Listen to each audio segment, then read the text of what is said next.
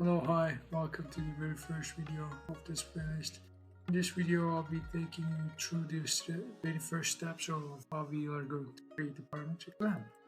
So we'll be first defining the length of the lamp, and it's going to be starting with a point only. So create a point. And this point is going to be determining where we'll be putting our first circle.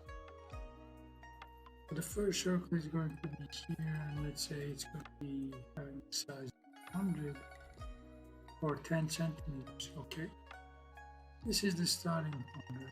And the top part of this, let's say, length is going to be another circle, but this time its z coordinate is different. So let's say we are going to have something as 50 centimeters. But this is where we are having the the core part of our lamp. We'll be adding a mid circle here, but then we'll be having sort of a cubes on top and on bottom as well. Doing this, we'll be moving this guy with, I'm not sure, like 10 centimeters on Z direction maybe.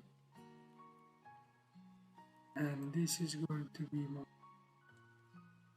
bottom extension. This is going to bottom curve. This is going to top curve.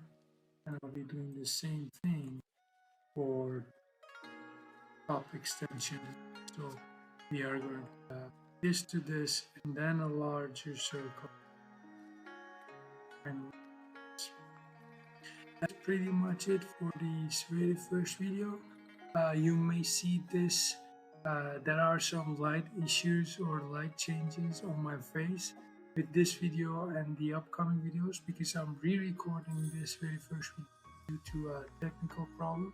So I hope you understand that, and I'll see you in the second video where we define a mid circle.